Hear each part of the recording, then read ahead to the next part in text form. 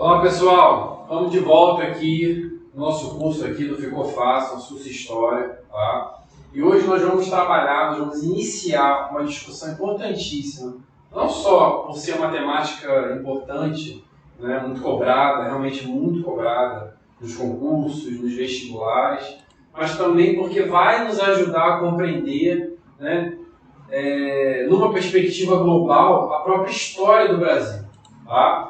Quando nós iniciarmos, né, nós começarmos a estudar a história do Brasil colonial, essa aula de expansão marítima, que é o nosso assunto de hoje, né, vai ter sido importantíssimo para a gente poder compreender diversas dinâmicas sociais, políticas, culturais na construção da história do Brasil colonial.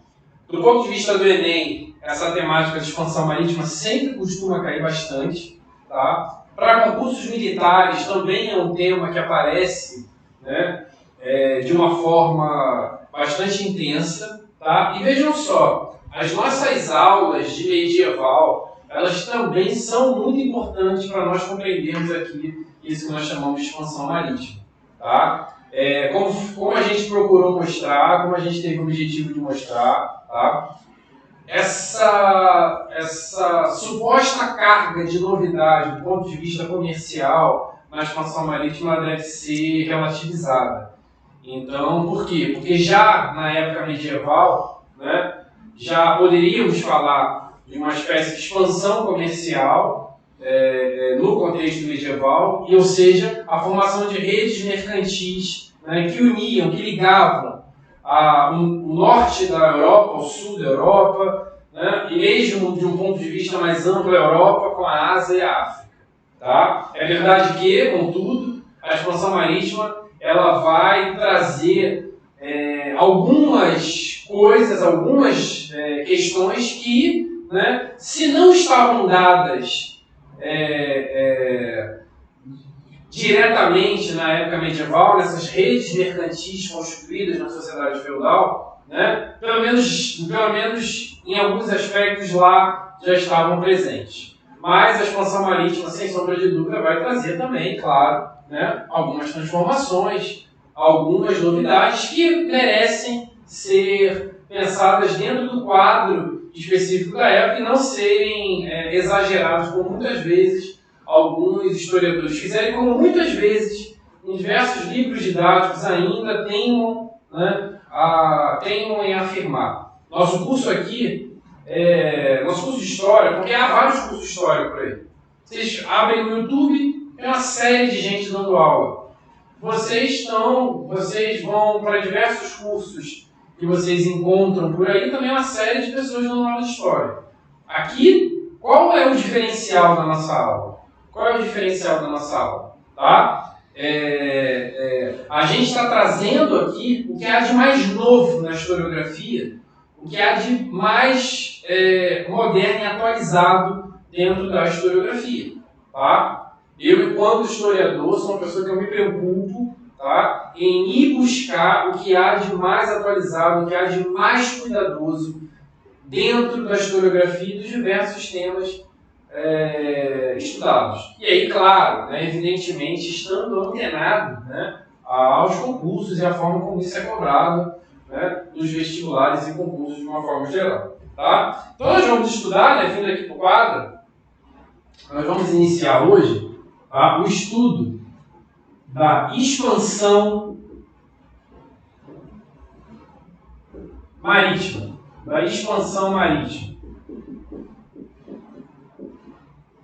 Que tiveram aí como protagonistas, né? Tá? Portugal e Espanha. Entretanto, a própria ideia desse protagonismo ibérico, ou seja, Portugal e Espanha, merece ser repensada. Porque, na verdade, a própria expansão marítima em última análise, apesar dessa centralidade, desse protagonismo português e espanhol nessa expansão marítima, tá? Ele é, sem sombra de dúvida, um fenômeno ele é um fenômeno internacional. Em que sentido? Que vai ligar, né, que vai estar no seu bojo, não só pessoas, como materiais, como coisas necessárias de diferentes países. Basta lembrar, por exemplo, né, que Cristóvão Colombo não era espanhol. Ele não era nem de Castela, nem de Aragão, ele era, né, genovês. Tá? Ele chegou antes de ir, né, aos reis católicos espanhóis, Princesa de Isabel, Princesa de Castela e Fernando de Aragão, né? Ele chegou antes aí em Portugal, fazer o seu projeto. Tá? E além disso, né, muitas vezes determinados instrumentos náuticos, determinadas atividades que eram utilizadas, não necessariamente era de um país específico, era de um reino específico. Tá? Mas sim, de fato, né, Portugal e Espanha eles têm essa centralidade. Né? Quando a gente fala em expansão marítima, nós vamos ver, nós estamos falando aí desse contexto, né, dessa expansão marítima europeia. Né? Nós estamos falando desse contexto ali a partir do século XV, tá? A partir do século XV, XVI, enfim. E aí nós vamos vendo, né, ao longo do XVII também outras transformações, tá certo? Quando a gente fala em expansão marítima, a gente precisa lembrar que, de certa forma, nós estamos falando, né, na constituição, ou, né, para a gente para falar uma palavra melhor, né, na formação do mundo atlântico, na formação do mundo atlântico,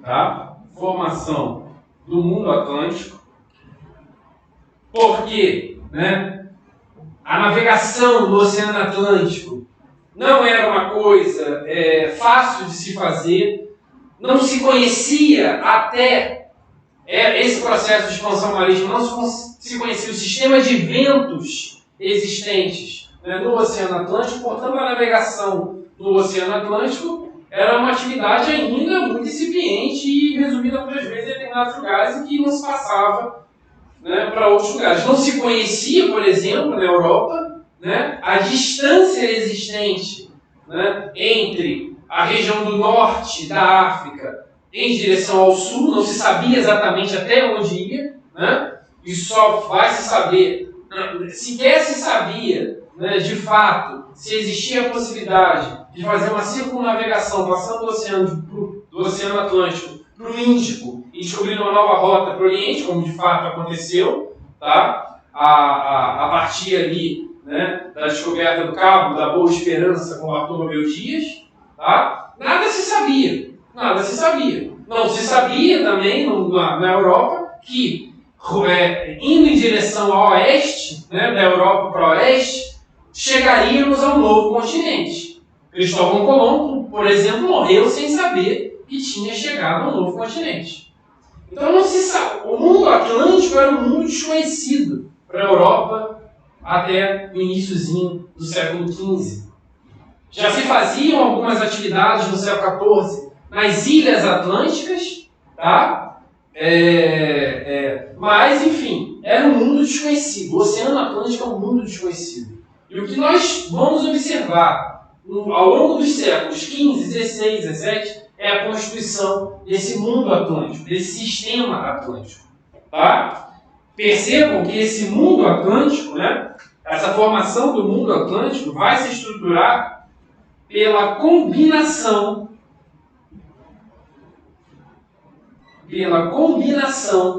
tá? Combinação de rotas marítimas e fluviais.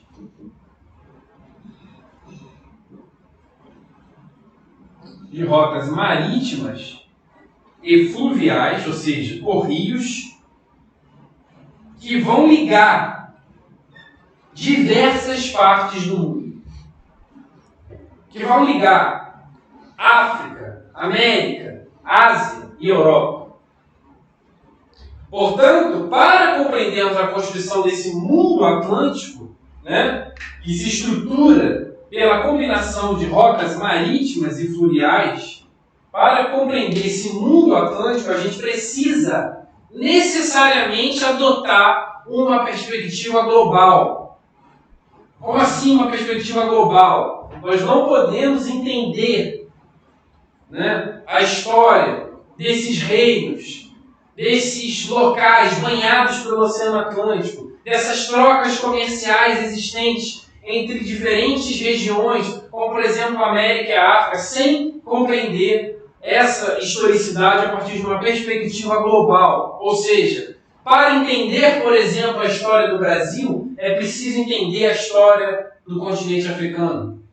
Para entender a história do continente africano, é preciso entender a história, né, de reinos, impérios existentes, por exemplo, na Ásia.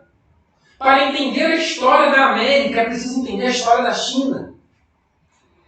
Durante muito tempo, se procurou entender essas historicidades de forma separada. Então, estudava a história do Brasil como se a história do Brasil fosse um elemento à parte, separado dessas outras historicidades. Há uma verdadeira conexão entre o que acontece na América, tá? O que acontece na América, a chegada de Colombo, né? A conquista do Império Mexica, né? Conhecido aí como os astecas, por Hernán Cortés, né? E algumas questões relativas ao Império Chinês. Há uma conexão muito forte entre a chegada dos espanhóis na América e a chegada dos portugueses na China. Então, essas conectividades, né, essas histórias, né, conectadas precisam ser levadas em consideração. Por isso que, para entender essa formação do mundo atlântico, é preciso compreender, né, esse mundo atlântico numa perspectiva global. Global History, que é uma perspectiva muito importante, né? Global History, que é uma perspectiva muito importante dentro da historiografia. Tá? Então, pensar no mundo atlântico é pensar especialmente numa história global, em histórias conectadas, histórias conectadas. Peguemos, por exemplo, o caso, né, do Brasil. Diretor, aqui tranquilo? Peguemos, por exemplo, o caso da história do Brasil. Tem mapas ali nos nossos slides, tal, mas vamos só rapidinho pegar por aqui. Ó. Vamos imaginar que isso aqui é o Brasil. Tá? Enfim, e aqui está o continente africano. Tem um historiador muito bom, né? Muito bom mesmo, muito recomendado, é o Bispo de Alencastro, tá?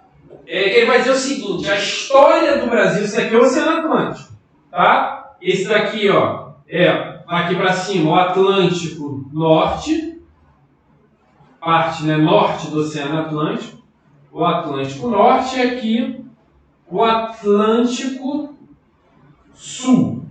Tá? A parte sul do Oceano Atlântico. Tem um historiador, que é o Alencastro, que ele vai dizer o seguinte: a história do Brasil se estrutura, se fundamenta aqui no Atlântico Sul. A história do Brasil se estrutura no Atlântico Sul. O que ele está querendo dizer com isso? O historiador também muito citado no concurso, muito citado no Enem. O que ele está querendo dizer com isso? Primeiramente, não dá para compreender essa história do Brasil sem perceber, pelo menos, eu estou botando aqui pelo menos a conectividade dessa história do Brasil com o continente africano. Na verdade, né, nós sabemos que pela perspectiva, né, da história global, ou seja, dessas histórias conectadas de diferentes partes, tá? Que você não tem como compreender a história do Brasil sem compreender, evidentemente, com a história europeia, coisa que a gente já fazia, a gente faz muita ligação já há bastante tempo, mas sem compreender também que não dá para entender a história do Brasil sem entender as realidades, a história do continente africano, bem como, né? Porque aqui, enfim, tem o continente africano e aqui está o quê? Está o Oceano Índico. Aqui está o Oceano Índico, aqui está a costa oriental do continente africano. A costa oriental do continente africano. E aqui você tem a Índia vindo para cá, China e Japão, ou seja, não dá para compreender a história do Brasil sem também entender, né, as historicidades presentes aqui desses reinos e impérios existentes no Oceano Índico. Portanto, não dá para entender a história do Brasil sem compreender ela numa perspectiva global, com histórias conectadas do Brasil com os vários reinos e impérios existentes no continente africano, assim como reinos e impérios existentes aqui, né, na Ásia, nessa região aqui do Oceano Índico, enfim, e mesmo no Extremo Oriente. Certo? Não dá para compreender dessa forma. É preciso perceber essas conexões. Então, quando a gente está estudando expansão marítima, um dos grandes erros de alguns livros didáticos e de alguns professores que acabam encabeçando esse discurso, que não devem encabeçar esse discurso, tá? É achar que a expansão marítima é um fenômeno exclusivamente, primeiro, europeu, como se esses povos, né, eles não tivessem atividade comercial, tá? Nós vamos ver com calma, tá, como alguns reinos africanos desenvolveram atividades náuticas. Muitas vezes não se fala nisso. É verdade que eles não chegaram a ter vamos dizer assim, a ter tecnologias para fazer uma atividade marítima em alto mar. Mas atividades marítimas por rios importantíssimos existentes, por exemplo, na África Ocidental, que é aqui mais para cima. Tudo isso vai ser visto com calma. Como, por exemplo, navegação dos rios Senegal, Gâmbia, né? Níger. Quando os europeus fazem esse processo de expansão marítima, eles encontram um continente africano em que os africanos fazem atividade náutica em diversos rios existentes aqui no continente africano. Então eles não estão... Os europeus, quando fazem esse processo de expansão marítima, eles não vão encontrar sociedades paradas, estagnadas economicamente, que não vão sustentar todo o seu processo, né, de expansão marítima. Tá? Então isso é algo que a gente precisa verificar. Tá certo? Então por isso que é importante, ao iniciarmos o estudo da expansão marítima, tá, compreender essa dinâmica. É um fenômeno internacional, tá? Ao entendermos a formação do mundo atlântico, nós precisamos entender que é preciso compreender uma perspectiva global, né, de histórias conectadas e essa combinação de rotas marítimas e fluviais. Tá? Enfim, e perceber, né, a necessidade de entender a conexão, tá, dessa historicidade feita aqui, né, nisso que nós hoje chamamos do Brasil, com o continente africano e com vários impérios e reinos existentes no continente asiático. Tá? Isso faz com que a gente tenha uma visão mais apurada, de fato, do que foi a expansão marítima, para que a gente também compreenda, tá, a necessidade de levantar determinadas visões críticas de alguns livros didáticos. Eu sempre costumo dizer, tá? Eu não encontrei até hoje nenhum livro didático de história, nenhum, do mais caro ao mais barato, da escola mais, enfim, da mais cara da cidade. Todos os livros didáticos de história estão ultrapassados. Todos. E a gente, como professor, precisa estar aqui justamente para né, levantar um posicionamento crítico aos livros e trazer uma visão mais apurada de fato do que foi, né, do que de fato está se estudando aqui da nossa historicidade. Tá certo? Foi como quando a gente estudou, por exemplo, o período medieval. Tá? Mostrei para vocês como a gente não pode falar que a sociedade medieval, a feudal, ela termina, ela acaba no século XV e inaugura ali um suposto capitalismo. Tá? Isso, na verdade, hoje nós, historiadores, temos também um posicionamento crítico em relação a isso. Beleza? Então,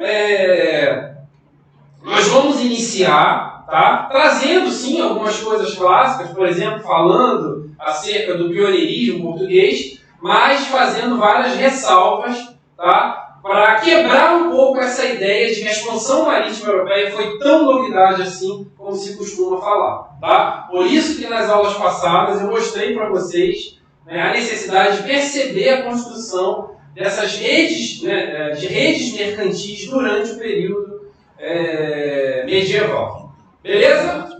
Tranquilo? Então, queridos, na aula que vem nós vamos continuar discutindo aqui, né, o que foi esse processo de expansão marítima. Beleza? Até a próxima e seguimos.